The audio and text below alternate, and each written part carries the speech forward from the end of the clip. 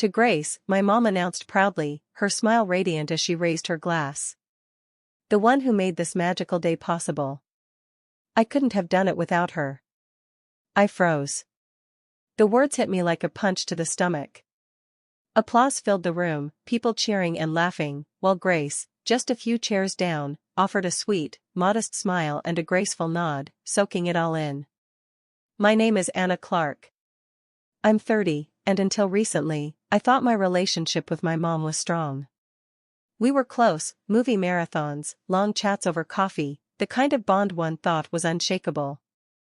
But things started shifting when she began dating Mark, the man she just married.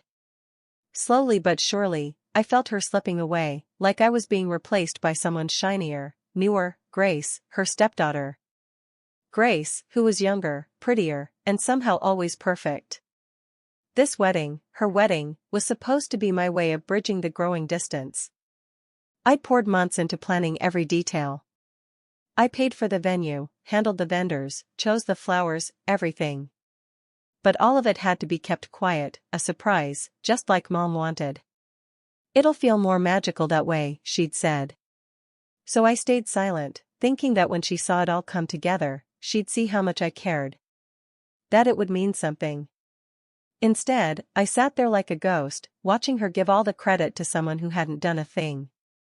The lead up to the wedding had been non-stop. Sleepless nights, juggling tasks, putting my own life on pause just to get every little piece right. And through it all, Mom stayed uninvolved, by choice. Anna, I just want to enjoy this. You're so much better at organizing. Surprise me, okay, she'd said. At the time, I tried to take it as a compliment. She trusted me. I told myself her distance wasn't coldness, just her way of letting me take the wheel.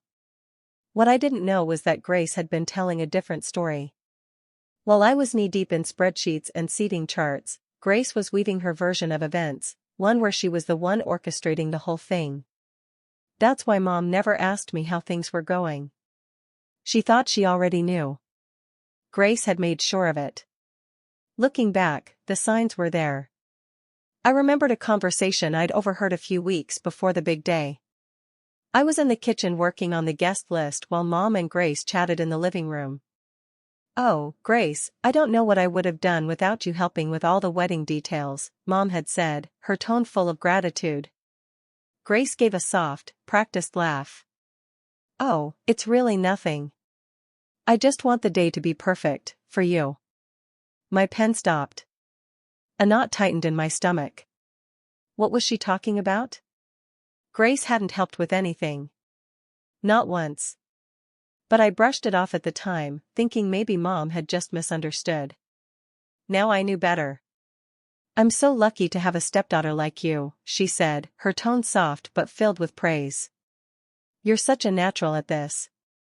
I thought Anna was handling everything, but clearly, you've done a far better job." The words had caught me off guard then, tightening something in my chest. I'd been just around the corner, half listening, unsure whether to step in and ask what they meant, but I didn't. I told myself Mom was probably just being polite, that maybe Grace had pitched in somewhere I hadn't seen. I convinced myself it didn't matter.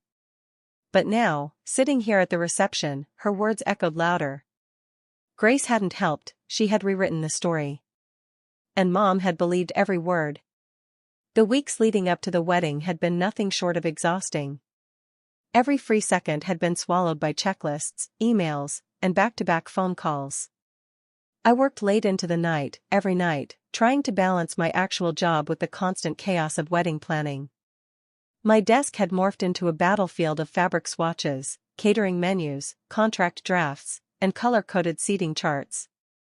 When the florist called to say the flowers Mom wanted weren't in season, I scrambled to find local alternatives, calling supplier after supplier until I found a match. And the venue, God, the venue.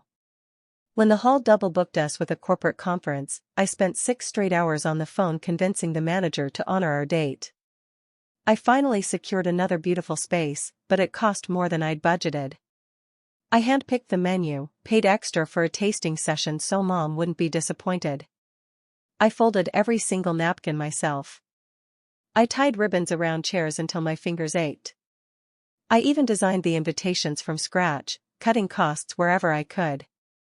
And all of it, every decision, every ounce of effort, was kept a secret. Just like Mom had asked. I wanted to be a surprise, she'd said. But the real surprise was how invisible I would become. The late nights, the sacrifices, the money, all of it faded into the background, unrecognized, erased. A gentle clinking of silverware against glass pulled me out of my thoughts. The room hushed as Mom rose from the head table, her glass raised, her face glowing. "I just want to say thank you," she began, her voice full of warmth and emotion. "This day has been everything I dreamed of, and I'm so grateful to have all of you here to share it with me." Her eyes swept across the room. They landed on mine for the briefest of moments, then kept moving. "Planning a wedding isn't easy," she continued. "I wasn't involved in much of it, to be honest. But thankfully, someone stepped in and made sure every little detail was handled with love and care." For a second, my heart lifted. Maybe, just maybe, she meant me. "Grace," she said, her voice brimming with pride. "You've been my rock. You made sure everything came together perfectly. I truly don't know what I would have done without you."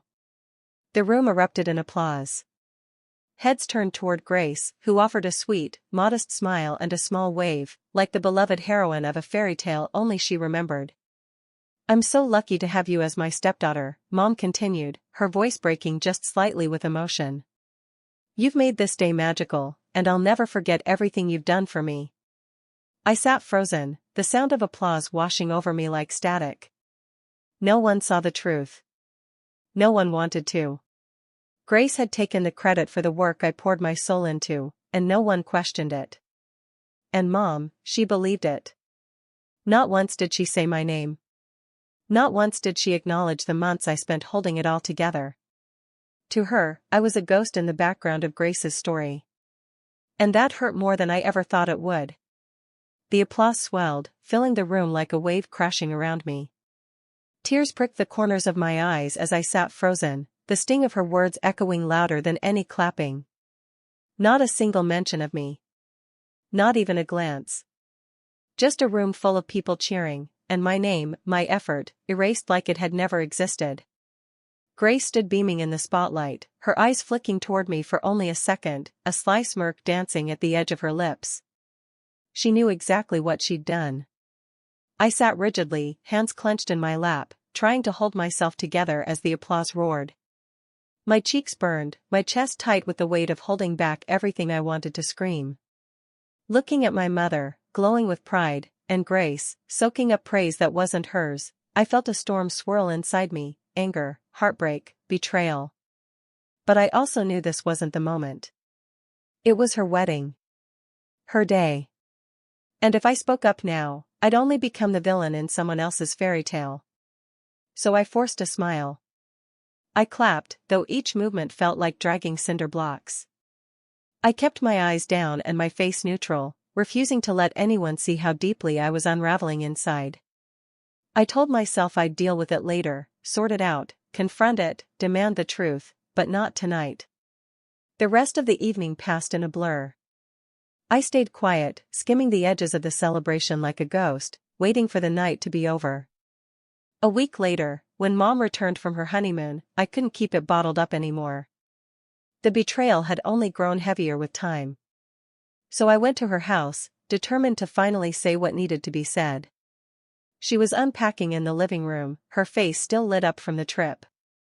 But any joy I felt seeing her again was buried under the weight in my chest. "Mom," I said, sharper than I meant to, "we need to talk." She looked up, startled by my tone. "What is it, Anna? You don't look happy to see me." I crossed my arms, everything I'd been holding in spilling out. "What was that at the wedding? I was the one who planned everything, for you. And you stood there and gave Grace all the credit." She didn't lift a finger. Her expression hardened instantly. The warmth disappeared from her face like someone had flipped a switch. "Anna," she said coolly, "this jealousy of Grace is really beneath you. She worked hard to make that day beautiful. She's the one who actually cared about me. I blinked, stunned. Jealousy? Are you serious? Grace lied to you. Every detail, from the flowers to the seating chart, that was me. She just showed up and took the credit. Mom let out a dry laugh, shaking her head. You're rewriting history. I asked you to handle the planning, but you clearly didn't take it seriously. Grace stepped in because she knew how important this was to me. She's the one who made it perfect, not you. I stared at her, stunned into silence. She lied to you, I repeated, more quietly. And you believed her. You didn't even ask me. She wouldn't lie to me, Mom said, her voice final. You're upset because she outshone you, and honestly? That's on you. Her words hit me like a punch to the gut. The tears came again, no matter how hard I tried to stop them. You're wrong, I whispered, my voice shaking. One day you'll see that. But she didn't respond. She turned away, waving her hand dismissively. I think you should leave, Anna. I won't listen to you talk badly about Grace. I stood there for a moment longer, hoping, begging, for some sign of understanding. But none came. So I turned, walked out the door, and left her to the lies she'd chosen to believe. I walked out, chest tight, the door slamming shut behind me. The echo rang through my ribs like a drumbeat. What hurt more than anything was her blind devotion to Grace, choosing Grace's lie over the truth I'd poured myself into. She had erased me, and I didn't know if that kind of betrayal could ever be repaired. By the next morning, the anger hadn't eased, it had only hardened. I couldn't just let it go. The betrayal churned in my stomach like acid, pushing me toward the confrontation I'd been trying to avoid. I went to Grace's apartment. When she opened the door, she wore that trademark sugary smile, like she hadn't just hijacked my entire relationship with my mother. Anna, she chirped, leaning casually against the frame, what a surprise. What brings you here? My hands curled into fists at my sides, but I kept my voice level. We need to talk. Sure, she replied, all fake sweetness, stepping aside. Come in. I walked into her meticulously curated living room, every surface spotless, her overly sweet perfume clinging to the air like fog. I didn't waste time. What the hell, Grace? Why did you tell my mom you planned her wedding? She blinked, just for a moment. A flicker crossed her face. Guilt? Annoyance? I couldn't tell. But her smile didn't budge. I have no idea what you're talking about, she said, her voice dripping with faux innocence. Don't do that, I snapped, my voice rising. You let her believe you did all the work. You knew how much time, money, and energy I put into that wedding, and you stood there and took every bit of credit like it belonged to you. Grace gave a little laugh, brushing a strand of hair from her cheek. Anna, I never told her I planned it. She assumed I was helping. I didn't think it was worth correcting her. I stared at her, heat rising in my face. Not worth correcting? You sat at that reception and soaked up the praise while I sat there invisible. She looked at you like you were the one who made everything happen, and you just let her. She crossed her arms, her tone shifting from sweet to smug. Well, maybe if you'd spoken up, she wouldn't have been confused. It's not my fault she sees me as more capable than you. Her words landed like a slap. I stepped forward, my voice shaking with rage. You're unbelievable. You knew what you were doing the whole time. You didn't care who got hurt, as long as the spotlight was on you. Grace shrugged, calm as ever. If it bothers you that much, go tell her. It's not my problem if she thinks I'm better at this than you. Disgust surged in my chest. I stared at her, my voice low and cold. You're pathetic, Grace. But this isn't over. One way or another, the truth is going to come out. Enjoy your moment, because it's not going to last. I turned and walked out without waiting for a reply, slamming the door behind me. My heart pounded, my body shaking with fury, but underneath it all was something stronger, resolve. She might have fooled everyone for now, but I wasn't done. Not by a long shot. Grace's birthday arrived like a punch to the gut. I sat alone in my apartment, staring at the silence around me, knowing full well I hadn't been invited. My brother had mentioned the party, big turnout, plenty of Grace's friends, her boyfriend Liam, and of course, Mom and the rest of the family. I could already picture the scene: laughter, music, flutes of champagne being raised in toast to the woman of the hour, while she soaked in the admiration like sunlight. It made my blood simmer. My eyes dropped to the folder on the table, thick with printed emails, receipts, text messages, proof. Every scrap of effort I'd poured into Mom's wedding was in that folder. Every task I'd completed, every dollar I'd spent, every hour I'd sacrificed. Grace had taken it all and built a life from it. And Mom? She believed her.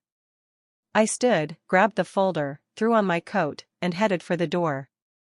I didn't know exactly what I was going to say, but I knew I couldn't stay silent anymore. By the time I reached Grace's apartment, the party was in full swing. Laughter echoed down the hall, mixed with clinking glasses and upbeat music. I paused for a breath at her door, willing my voice not to shake. Then I knocked. The noise inside dimmed. Moments later, the door opened. Grace stood there in a sleek dress, mid-laugh, a drink in hand. Her expression dropped the second she saw me. "Anna," she said tightly. "What are you doing here?" "Crashing the party," I replied coolly, stepping past her without waiting for permission. The room fell silent. Mom sat on the couch, her glass paused midair. Liam stood beside the birthday cake, his brow furrowed. Grace's friends stared at me in confusion, their smiles frozen. "Everyone," I said, raising my voice to reach every corner of the room, "I'm sorry to interrupt, but there's something you all deserve to know." Grace rushed to close the door behind me, her voice low and panicked. "Anna, this isn't the time." "It's exactly the time," I snapped, my voice clear and unwavering. "For weeks, I've watched someone else take credit for something I poured my heart into. And I'm done staying quiet." I walked to the coffee table and dropped the folder onto it with a soft thud. "You all keep praising Grace for the wedding. But the truth is, she didn't plan it." "I did." A ripple of murmurs passed through the crowd. I flipped open the folder and pulled out the first sheet. "Here's the venue contract, with my name on it. I chose it. I booked it. I paid the deposit." I moved to the next document. "The catering?" I picked the menu, coordinated the tasting, covered the cost. "These invoices?" "All addressed to me." I pulled out an email thread. "The florist?"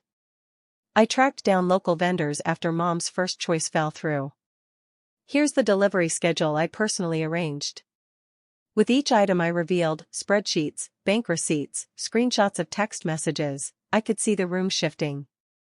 Grace stood frozen, her face pale and tight.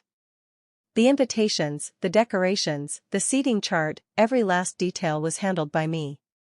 While Grace smiled for the camera and collected compliments, I was working through the night, losing sleep and spending my own money to make the day perfect for Mom. I paused, letting the weight of it all settle in the air. Grace didn't plan that wedding. She stole it. The silence that followed was deafening. The silence that followed was heavy, thick enough to suffocate. No one spoke, no one moved. My mother's face had gone pale, her mouth slightly open in disbelief, and Grace stood rigid near the door, her eyes darting between me and everyone else in the room. "Anna," Mom finally whispered, her voice trembling, "what are you talking about?" "Grace told me." "Grace lied," I said firmly, turning to face her. My voice didn't waver. "Go on, Grace. Tell them. Tell everyone how you let Mom believe you planned everything. Tell them how you stood there at the reception and accepted every compliment for things you had nothing to do with." Grace opened her mouth, but nothing came out. The entire room seemed to be holding its breath. "It's not like that," she said finally, her voice fragile. I didn't lie. I didn't correct her. I didn't think it was a big deal." "Not a big deal?" My voice cracked, louder now. You let me work for months, Grace. You knew how important it was to Mom, and you watched me push myself to the edge while you smiled for the cameras. And for what? So you could play the favorite? Liam stepped forward, his expression darkening, his jaw tight with barely contained anger. Grace, he said slowly, is that true? Did you really lie about planning the wedding? Liam, she began, but the panic in her eyes said more than her words ever could.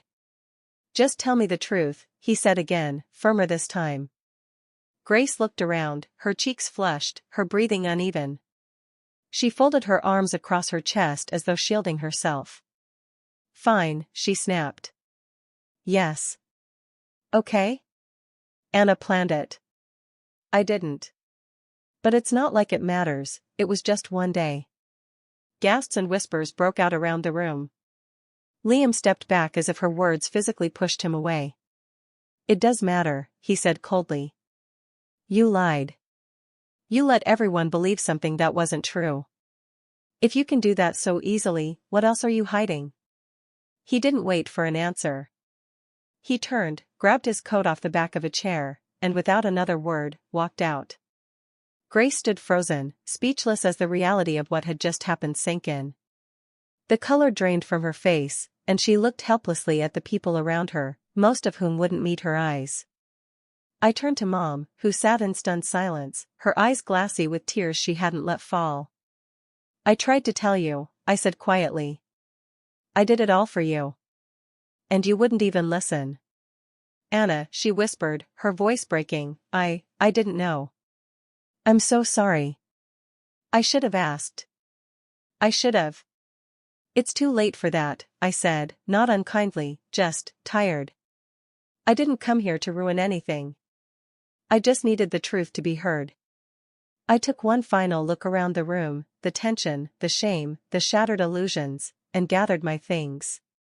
I walked out, not looking back, leaving them all in the silence I'd once been forced to sit in. And for the first time in weeks, I felt light. Free. 2 days later, my phone buzzed. I glanced at the screen, expecting a spam call or maybe a text from a friend, but paused when I saw the name. Mark. Grace's father. He rarely spoke at family events. Always polite, always watching quietly from the sidelines. He was the last person I expected to hear from. For a second, I hesitated. Then I answered. Hello? Anna, he said gently, his voice calm and steady. I hope I'm not bothering you. I wanted to say something. Hello, I said cautiously. Anna. His voice came through deep and steady, but there was a heaviness in it. It's Mark. I hope I'm not disturbing you. No, it's okay, I replied, unsure of what to expect. What's going on? There was a pause, the kind that carried too much weight for silence. Then he exhaled. I just wanted to apologize, he said, his tone thick with regret. For everything that happened. For what Grace did. My chest tightened. I kept my voice level. You don't need to apologize for her, Mark. It wasn't your fault. I know, he said quickly. But I still feel like I failed. I thought I raised her to be better than that. He hesitated, trying to find the words. When I found out what she did, taking credit for all your hard work, I felt sick. You didn't deserve that, Anna. Not even close. I swallowed, caught off guard by his sincerity. Thank you, I said gently. That really means a lot. She's feeling the consequences now, Mark continued, his voice subdued. I think she's finally starting to understand what she's done. But even if she regrets it, it doesn't undo what you went through. If there's anything I can do to make amends, please, just tell me. I exhaled slowly, his words settling over me. Honestly, the best thing you can do is talk to her. Help her really see why this wasn't okay. I will, he said without hesitation. I promise. And Anna, again, I'm so sorry. Thank you, I said, my voice steady but filled with quiet gratitude. You don't know how much that means. In the weeks that followed Grace's birthday, things began to shift. My mom reached out, more than once, apologizing over and over for not believing me, for dismissing everything I had done. Her words were filled with remorse, and though I accepted her apology, I made it clear, rebuilding trust would take time. Grace, meanwhile, was a shadow of who she'd once been. The admiration and praise she had once basked in evaporated. The smiles from friends had been replaced by silence, by sidelong glances. People saw her now, really saw her, and she didn't like what was reflected back. Liam didn't return. Word had spread that he'd ended things, and by all accounts, Grace had taken the breakup hard. As for me, I finally felt lighter. For so long, I had tried to prove my worth to people who never truly saw it. But I didn't need their validation anymore. I found comfort in rediscovering myself, picking up hobbies I'd abandoned, reconnecting with friends I'd drifted from, and most importantly, protecting my peace. My relationship with Mom began to heal, but on different terms. I no longer bent to fit a version of myself she expected. And surprisingly, she respected that. The space between us created room for something more honest, something that didn't require me to shrink just to be accepted.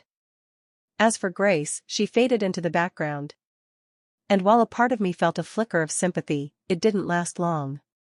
The truth has a way of surfacing, of leveling what once seemed untouchable. And for the first time in a long time, I was free to move forward, on my own terms.